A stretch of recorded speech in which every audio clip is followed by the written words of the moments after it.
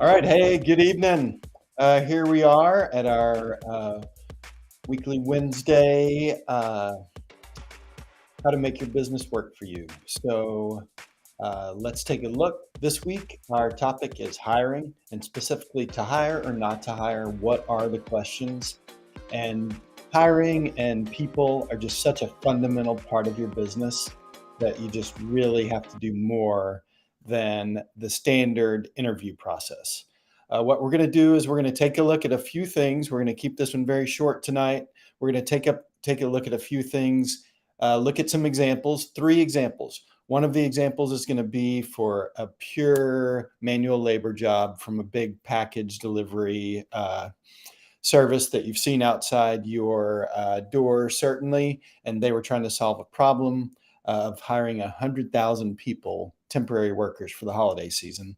The next is an entry level salesperson at a software company in Austin, Texas, that we helped craft their resume, use the predictive index to determine their strengths, and then mapped those strengths and the experience that they had to the job that they wanted and eventually got.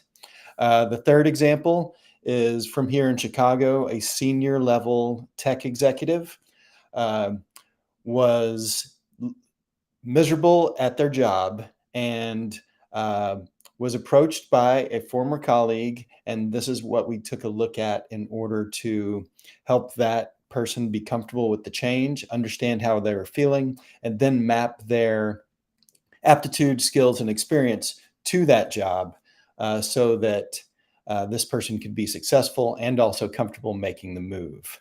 So we're going to look at some questions that you ask as a company that's trying to hire, and then also from the side of someone who is looking for a job and what they're looking for. And these are actual real examples, two of whom are people that I worked with personally. The third is from a big brown truck that sometimes drives by your house or office. Let's jump into it. So to hire or not to hire. Um, to start with, uh, I really love Peter Drucker and I try to read him daily, but this is the crux of hiring. And people determine the performance capacity of an organization. Without an employee, you don't get anything more than you yourself can get done. And these are the people who are representing your business. These are the people who are interacting with your customers. These are people who are trying to help you win new customers. And there is just nothing more important than people. Um, the next thing, another Drucker quote is, with people being so important, I see so often, and especially when I was hiring for automotive dealerships, in sales positions, F&I positions, the finance and insurance positions, people who are selling intangible products. So often I would go in with the interview, for the interview with the person from the store, the dealership who was doing the interview. And so many people, we'd wrap up afterwards. What'd you think? Oh, I liked him, or I liked her, or wow, this or that. And I started going to those interviews because I wanted to get some more things onto the table and I wanted to help them ask better questions. And the one of the things that I really learned about asking questions in an interview is if you ask the same questions over and over again, and then the same follow-up questions, you're going to start to learn a whole lot about the people that you're interviewing. So that's one of the things that I definitely recommend is structured interview. Think very deliberately about the questions that you're going to ask, and they can change over time, but ask some form of the same question and you'll get better at it. And you also will, with your follow-up questions, you'll be able to. I'm not saying that your job as an interviewer is to trip up a candidate, but boy, it sure is nice to find out if someone's making up their work experiences in the interview rather than after you hire them. So don't hire based on your instincts. Have a process in place to research and test applicants thoroughly. Some of my most successful clients, like clients that I love working with, successful people who hire well, one of their things is, hey, come in, work with us for a day. Let's see how you are. And if someone won't do that, like, that they're not going to perform on the job. The other thing is, if someone does, you're going to see how they fit in the team. You may have specific jobs. You can see if, hey, if I show you how to do something, do you pick it up? Or do I have to tell you this first day thing over and over again? That's a red flag. Next up, again, just hammering on this. This is another Drucker quote from page 117 of the Daily Drucker. But any executive who starts out believing that he or she is a good judge of people is going to end up making the worst decisions. One of my former clients, I'll never forget, there was someone who was in a different part of the dealership, and this client thought that that person would be really good in another part of the dealership. And frankly, everyone liked this person, and it should have been a good fit. And this person advocating for this other person to be moved within departments was sure of it. He said to me, Tay, you gotta help me make this move. Boom, boom, boom. But what he did say is, I want you to run your PI and then tell me what you think. After running the predictive index behavioral analysis, I got the reports back and I went to tell him, I'm like, this person will never make it in the position that you want this person to be in. This person is very well suited for the position they are in, but they're not well suited for where you want them to go. So have a process, have some data, something besides just that gut feeling and the belief that you can do it well. You need to have some data to rely on. Here are the three sides of the coin. So these are three examples we're going to talk about. The first was the big brown box example. I heard this on the radio over the Christmas season, and they had a goal of hiring 100,000 seasonal workers for these temp positions, because everyone knows the holidays are extremely busy for package delivery companies. I put the link in the last slide, but you can also Google it, just NPR, UPS hiring 30 minutes. Their goal was to give a person a job offer within half an hour. They essentially eliminated anything and everything that they could to make this process more seamless and faster. Their thought was, these people are just online applying for jobs. We need to make this fast. We need to make it easy. And one of the quotes in the article is even, this guy says, wow, I looked at my sister and said, wow, it was that easy. So they accomplished their goal, but they did it by eliminating things that were not pertinent to their job. And these are where the first questions, what are you hiring for? This company just needed to hire a lot of people who could pack things into a truck and then get them off a truck. So the essential job requirement was they could lift 70 pounds. It didn't matter if they had a high school diploma. It didn't matter where they went to college, if they did it all. It didn't matter about their last 3 jobs that no one was going to check anyway. All that mattered was maybe one job, and then can you lift the amount of pounds we needed to lift? Listen to the article for more detail, but they got job offers out to people in half an hour. The next example is I helped this person get an entry-level sales job, person right out of college, from a state college in the Midwest, right out of college, moving to Austin, Texas, and wanted an entry-level sales job. Now, what was really interesting about this is it gave me a look both from the hiring side, which I'm very accustomed to, and then also the candidate side. This candidate was moving to Austin and had some very particular things in mind, had a fairly technical degree, which ended up aiding this person in the job search and helped us narrow it down. But this is not where that person wanted to concentrate. And we did a couple things. What we really did is we dug into this person's resume and based, without much college or work experience, it was all hands-on experience in classes at college. and then running like a small retail establishment. We were able to craft that resume and that experience towards the job that this person was seeking. The other thing that we did is we relied very heavily on the predictive index.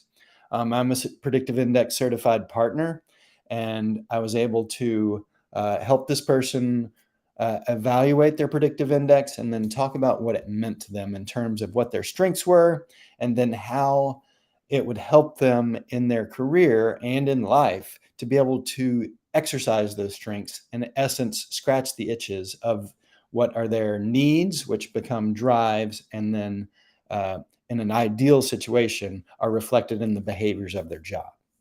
um, this person was a persuader for their predictive index pattern. It's called the behavioral analysis. You see on the screen the BA pattern. Their profile was a persuader, which is an ideal sales and sales management job. The third example was a senior tech executive here in Chicago. This person, deep experience in their field, accomplished in their field, very, very successful, has a fantastic resume with, percent improvements, did this, did this, did this. Um, this was, in essence, in the field that this candidate was in, this was a no-brainer. Where we were able to help is by taking that experience and then also using the predictive index behavioral assessment and then talking to this person about how their particular skill set would translate to this new role. This new role would have additional responsibilities that they were not accustomed to having. Uh, Taking a look at their predictive index, we're able to talk about, hey, you're probably feeling this. Well, understand that right now, this is how you're going to feel now with some experience. And after you get a little of this under your belt, this is how you're going to feel. And you're going to become very good at it, just as you are in your current role. And it allowed this person who was a specialist, which is a very precise worker. It allowed this person to be able to take a step out of that box that they were very accustomed to, and then take that leap of faith in themselves to make that step and take on a new role. This specialist is ideally suited for the job that this person has, and they are highly successful. We'll get to some results on the next slide, but just understand, but all three of these are successful examples. The next thing, let's take a look. So the first question is, who are you hiring? So make sure that who you are looking for is what your job description says. So often, you can just tell that people have copied and pasted a job description from a competitor, and it's dull and it's blah and it's not really specific. What I advocate for is that if you are looking for high performers and you are a fast moving organization, and you need someone who can juggle multiple things, your job description has to say that because it needs to ring the bell with the person who's looking for the job. For that those big brown trucks, for them, who they were hiring, they eliminated every unnecessary question and category about their hiring process that could be eliminated. Interestingly enough, both the tech and the software firms relied on experience and personal recommendations. Those are two important things for these very desirable jobs. One in Austin, Texas, incredible job market right now. And then one here in Chicago, upper level in a very in-demand vertical. Both of those jobs were filled due to outreach, either on the part of the company or on the part of the candidate. And they both combined for success. On the big brown box side, speed and time to offer were paramount for them. That was what they were focused on. And again, they eliminated everything. So this was really, small investment. This is a temp job. This is extra money for the holidays for the worker, and it's extra help for the holidays for the company. Um, Not a lot there, obligation wise. For the two other jobs that we helped with, the innate ability that we were able to show both candidates and the relevant experience were factors in the job placement and the job seeking, but the referral and the previous work slash academic history were the absolute keys to success. Uh, these ended up being very good fits, not only from the predictive index behavioral assessment, but also from what the company was looking for and for the existing team within the companies. Last but not least, I already kind of said it, but the low investment of time and low job qualifications on the left for that package delivery company. It was essentially just seasonal, and you need to be able to lift some boxes. On the other hand, the two others, the high paying jobs, the in demand jobs, where the war for talent is acute and still is, it's a high investment of time and more complex work. The stakes are very, very high when you make a hire. And anything that you can do to increase the chances of success of that candidate and your hire, you need to do it. Quick timeout. If you're optimizing your talent, you're optimizing your business. Just think about it that way. Talent is everything. The people at your business are everything. So, who are you looking for? And then what are you offering? This was the biggest thing that I came to understand about this. The compensation was secondary. It's more than money. What are you? Who are you? What's your culture? What's the leadership like? Do you offer learning? Can someone look into their future and see that I've gotten good training, I've learned new skills? In both of these examples that we helped with, this was extremely important. The entry-level sales position at the software company in Austin, Texas, this candidate, he was not going anywhere that did not have a great training program. That was one of the prerequisites, and that's what we found.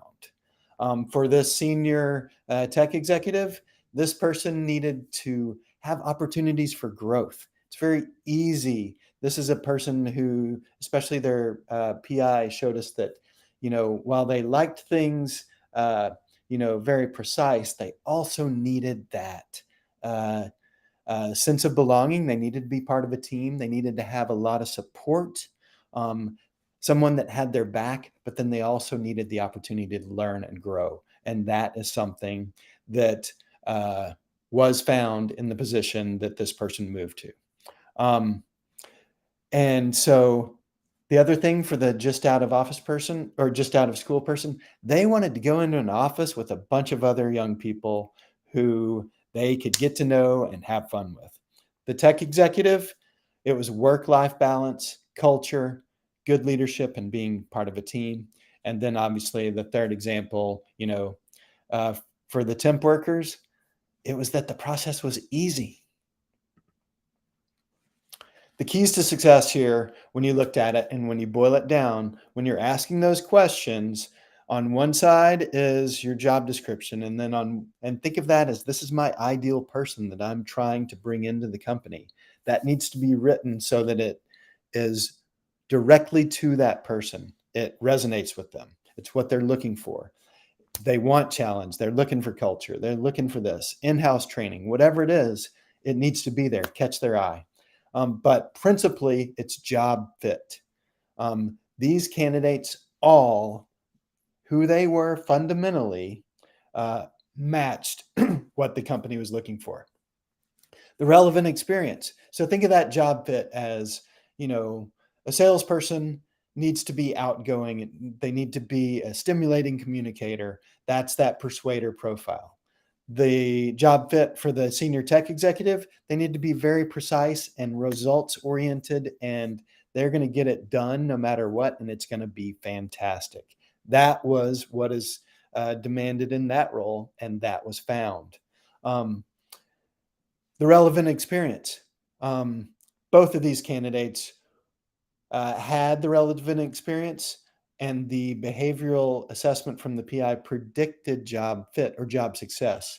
The interesting thing about the entry-level salesperson is we thought through and talked about all the relevant experience from jobs that this person had in college to activities and projects that they did, and fit those in to a great interview, which positioned them as a great candidate. The third key to success is the comp and slash quality of life. Each was looking for something different. There were distinct pieces that fit.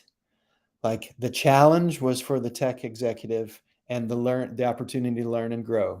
The sales training for the entry-level salesperson was the be all and end all. The takeaways: UPS, the big brown box, they did what they had to do. They hired them all. The software sales, this person just celebrated a year on the job. It was a successful job placement. The interesting thing is this candidate worked backwards to search for the right job, as I described, based on their experience, what they were looking for, and then we used the predictive index to get that clear insight into this person's strengths, and then align the resume and the interview answers and approach to the job search based on that predictive index. For this tech VP, this person's been on the job for almost 7 months now and has gotten feedback such as it's night and day from the client. It's night and day once this person has come on. This person used the predictive index to understand the strengths that this person had. And it was reassurance. This person who doesn't like a lot of change, it was reassurance for this person that they could do the job. And then, interestingly, they're using this PI knowledge of themselves to understand how other people work and how they come across in their communication to the people who report to them and to whom they report. So success all around. I only had anything to do with one of them. Want to let you know, if you are interested in learning more about this, just go to Start Now, digitalkimberlite.com. Start Now. It's a form. It'll let you enter what you're looking for, and I can tailor my response to you, and we can set up a short introductory call to learn if I can help. Moving on. That's what we do. We make your business work for you. It starts with people, but we also have and provide and implement as business solutions. And it's that same web address, Start Now, digitalkimberlite.com, Start Now. And then you can also call or text us at 847-957-4249. This actually is an example of that, one of those business solutions that we provide, and it's super effective and easy. This is that article, and it actually heard it on the radio, and you can listen to it. It is fascinating. But it's the exact opposite of, this was just fast and easy, where these other two jobs that we talked about are very high investment and very high stakes for the hiring manager. With that, here's our contact information. Again, digitalkimberlite.com. Start Now. Email info@digitalkimberlite.com. That's digitalkimberlite.com. And call or text us at 847-957-4249. Thank you very much for tuning in. Please feel free to get in touch if we can help in any way, and if you have any questions or comments. Thank you.